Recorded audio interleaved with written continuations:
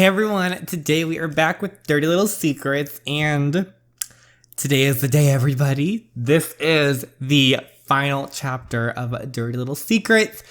Almost a whole year of doing this story now, and we are finally coming to the close of our girl Hoella and Oliver and the boarding school drama and everything that came along with it. If you haven't seen the last one, go see it. It kind of sets things up for this final chapter here. And I'm assuming the epilogue, so this is it, you guys. This has been such a wild ride. I cannot believe we are finally here. It feels crazy that we started this story almost a year ago. Thank you so much, Cindy, for letting me cover this story. It means the absolute world to me.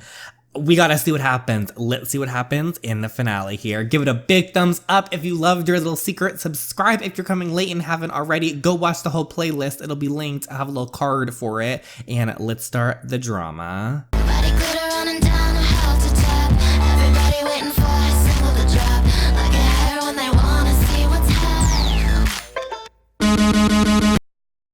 Ooh, she had it pointing at him. It's okay, Hoella. It's over now. Here, put the gun in this bag. We'll need it for evidence.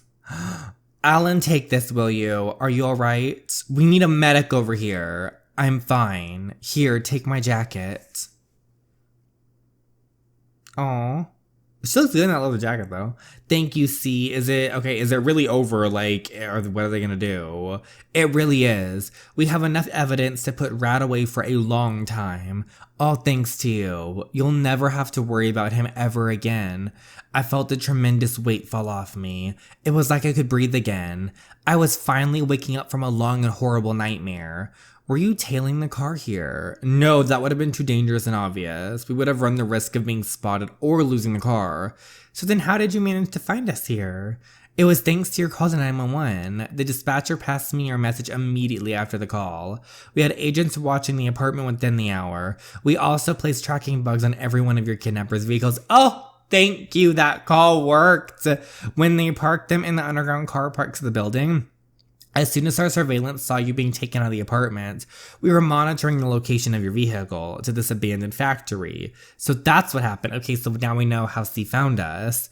I'm so sorry for running off like that. Let me guess, he found out that Raad had kidnapped your parents. In fact, it was Raad himself who contacted you and lured you out by threatening to kill them. Am I right? Yes. So you did know that he'd kidnapped them. See, you had no right hiding it from me. My top and foremost priority was to keep you safe and away from him. When your parents suddenly went missing, we knew that he must have kidnapped them and planned to lure you out with them. I kept it from you because our plan was to find him without exposing you to danger. Okay, so you had no idea where he was? So, no.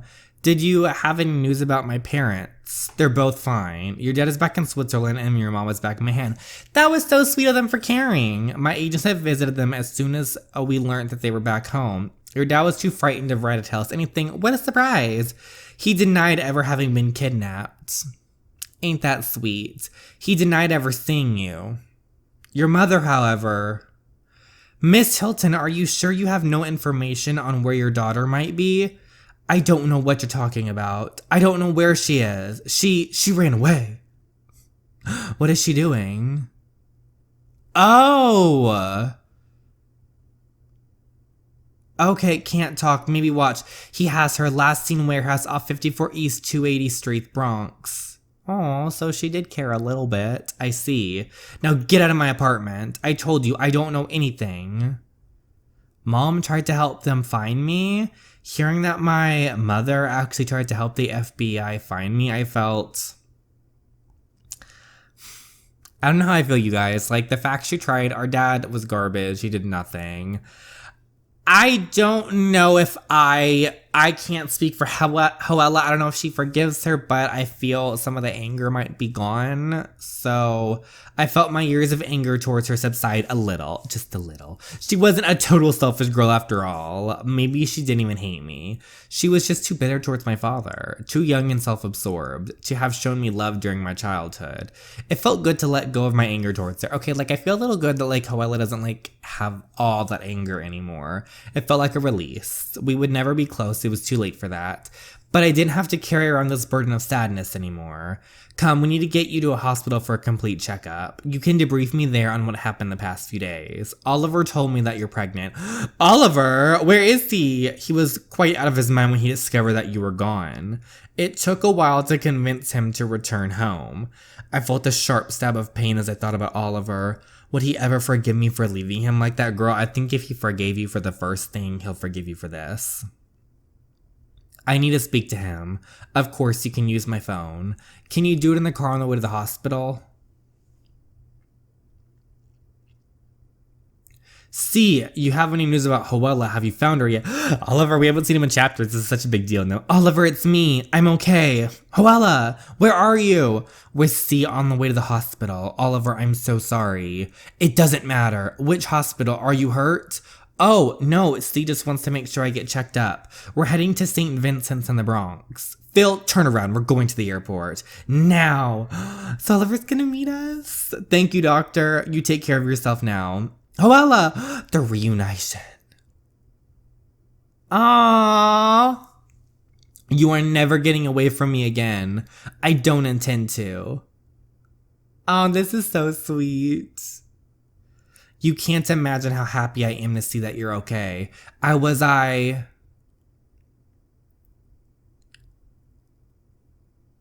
Babe. Hoella. Hoella, where are you? No. Okay, so he's upset. Oliver, I'm so sorry, but I just couldn't stand by and I know. It's what makes you you. You're kind and brave and you care too much. Oh, and I love you. I love you too so much. Aww. What are you holding? See for yourself. Oh, this is like probably the baby. Oh, the ultrasound. I knew it. This. Oh, that's so cute. He's so happy for it still. I don't know why that was so funny for a quick second. Just like seeing Raad after he was so cocky, this whole story like behind bars feels so satisfying. Hamad Raad was found guilty of espionage and first-degree murder and sentenced to life in prison with no chance of parole for 25 years. I spent time with Oliver's family and we got to know each other better. Miss Hilton, it seems like you are here to stay. Can we perhaps start again from the beginning? Okay, good. A few months later, it's a pity that you won't be joining me for the time being, but I fully understand, of course. Enjoy your vacation with Oliver. Thanks, C. Aww. Is this the yacht that you told me about when you took me to dinner for Paris? Yes. Do you ever still feel like sailing away and never coming back? Not anymore since I met you. Look how cute that is. Come on, let's take her for a spin. I just love that they're together. This is so oh, the end. Okay, everyone. So this is chapter 50, the special bonus chapter. I think this is an epilogue based off of this. So here we go, you guys. All right, settle down now. Daddy, tell me another story. Okay, so this is their kid. Which story do you want? Good Morning Sun, The Very Hungry Earthworm, The Ruffalo? Daddy, you've read those a million times. She's so cute 1,000,000 times. I want a news story. A news story, huh? All right then. Once upon a time, there was a beautiful princess. Are you sure this is a news story? I love she got sass. Yes, you've never heard this one before. Now, do you want to hear it or not? Okay, Daddy, you may continue. Thank you. Once upon a time, there was a beautiful princess. She was very beautiful and she was also very sad. Why was she sad? Because her mother was mean to her and she didn't have a father. Her mother was mean to her. Why? Who knows? Some say that it was because her dress was 2 sizes too tight for her and that made her grumpy all the time, one could say. Anyway, she had the princess locked up in a tower in the middle of the ocean, and there the princess lived all alone, where she cried herself to sleep every night. One day she heard a strange sound, like the sound of a giant wings flapping. Peeking out of the window in her tower prison, she saw the most incredible and frightening sight. It was a dragon, huge and fearsome. Frightened, she tried to hide, but the dragon peeked into her tower prison with one giant red eye and found her crouched behind her bed. Suddenly the dragon spoke in a deep, raspy voice. What's raspy? It's been rough and scratchy. There she is, like when someone smokes too much. I'm glad you stopped smoking, Daddy. Cigarettes are stinky. Yeah. What did the dragon say, Daddy? The dragon growled. I can help you escape from this tower if you do me a favor. What kind of favor? There is a very annoying prince who has been hunting me.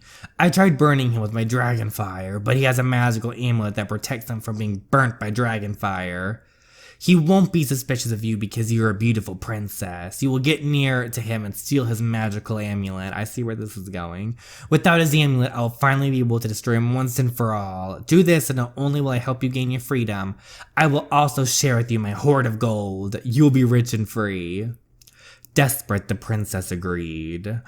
Dun dun dun. The dragon burned down the locked door and the princess got onto his scaly back. With a great flap of his powerful wings, the dragon flew into the air, carrying the princess. The dragon carried the princess all the way to the prince's kingdom. There, he pretended to keep the princess as prisoner. News of the dragon and his beautiful captive soon reached the ears of the prince, who immediately went to rescue her. The dragon pretended to flee, and the prince brought the princess back to his castle. Back in the castle, the princess waited for an opportunity to steal the prince's amulet. Oh, poor Hoella. She's like, oop.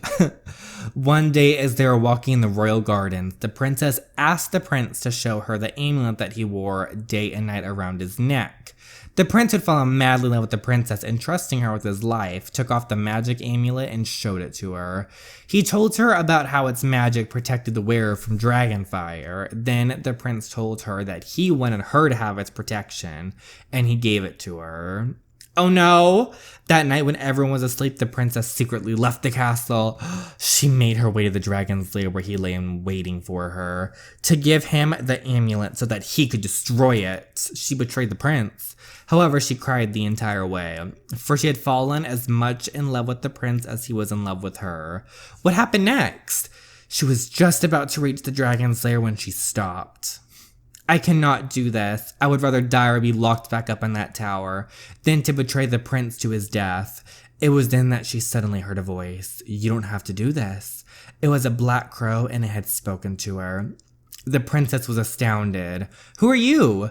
The crow flapped its wings and ignored her question. Follow me. It led her to a clearing in the woods. There, in the silvery light of the moon, the princess found a sword. This is an enchanted sword. Plunge it into the belly of the dragon and it will die. I see the bird is C, kind of. The princess took the sword. It must have been enchanted indeed, for it weighed light as a feather. It was daybreak by the time the princess arrived at the dragon's lair. It had been waiting for her. Finally! Have you found the accursed amulet? Yes. Suddenly the dragon spotted the sword. He laughed a horrible blood-chilling sound. A sword? Do you think that you can kill me? He roared and hit her with the fiery blast of dragon flame. But when the smoke cleared, assist was fine. Not a single strand of hair scored. She is ready to slay you. She was protected by the magic amulet which she was wearing around her neck. Then with a single quick thrust, she buried her enchanted sword deep into the dragon's breast, straight into its withered black heart. The sword was enchanted indeed, for it slid in as smoothly as a hot knife into butter. The dragon thrashed terribly, burst into flame, and died. Yay! And then the princess went back into the castle, married the prince, and they lived happily ever after. That is exactly what they did. All right, now, time to sleep. Oh, that was so cute. Daddy tells the best stories. Yes, he does. Night, sweet pea. Good night, Daddy. Good night, baby. Good night, Mommy. How is it possible that you become more and more beautiful every day? Oh, I could ask you the same question, you beautiful man. Well, actually, I do have a question. What is it, babe? Why did he make C a crow? Haven't you noticed? She always wears black. Oliver, we've been married for 2 years already, and we're still having romantic dinners every night. What's your point? Most people don't make every day a special occasion. Candles and rose petals, dinners in the courtyard in front of the fountain. We won't be able to keep this up. Just watch me do it. Oh, that's so sweet. Now, how about we go in and make a second one? Oh, okay, Oliver. But first, will you grant me the pleasure of a dance? Aww. Oh, every day with you is a special occasion. I promise that I will never take you for granted. I know you won't. Oh, I love you so much. I love you too, Dragon Slayer. The end. That is it, everybody. That was officially the finale of Dirty Little Secrets and the special bonus chapter, the epilogue. I literally cannot believe it's over, you guys. It's been an entire year almost, and we've had this journey with Hoella and Oliver and C and Michael and the awful parents, everything, and it finally came to head in this conclusion, and Hoella finally got the happy ending that she truly deserved. That poor girl went through so much. She deserved happiness at the end of her story. Like, I'm just so happy for her. I can't believe we're here, you guys. I can't believe a whole year's almost gone by. Like, that's crazy to me, thinking about that. We've been reading this story for almost a year, but it ended beautifully. That was an amazing story. One of my favorite I've ever read, not even in just like episode form, but just like story form in general. Cindy is an author that her stories are so special, and her writing style is absolutely amazing. I can't stop just talking about how amazing Cindy is. I want to say a special shout out to Cindy right now. Thank you so much, Cindy, for letting me cover this whole series, plus some of your other stories. It means the absolute world to me. I've had such a fun journey with your characters, and I think I can speak for everyone who got to watch me react to this. This means thank you so much from the bottom of my heart, and for everyone, I have loved every moment of this. Thank you so much. For everyone watching, please go to Cindy's Instagram, which is linked in the description box, and show her tons of love for writing this amazing story. Go read it yourself. The link is also below. Follow the other paths. See what happens with the other characters and the romance options. If it's Pride Month right now, so go do the LGBTQ plus options. Let me know what happened in your version of the stories, as I want to know. But anyway, everyone, thank you so much to everyone who has started with me with this story, who's jumped in this chapter, who jumped in last chapter, who started from the beginning. No matter where you started, thank you so much. Or if you've never even read this story, you just came, thank you so much. It means the absolute world to me for sticking with me through the story. I hope to see you in the next story, in the next video games that we played, whether it's Love Island or Dead by Daylight, no matter what it is. Thank you so much for all your love and support. It means the absolute world to me. I cannot stress that enough. Thank you to everybody. I hope you all had a wonderful time as much as I did, and I hope to see you next time. Bye, everyone.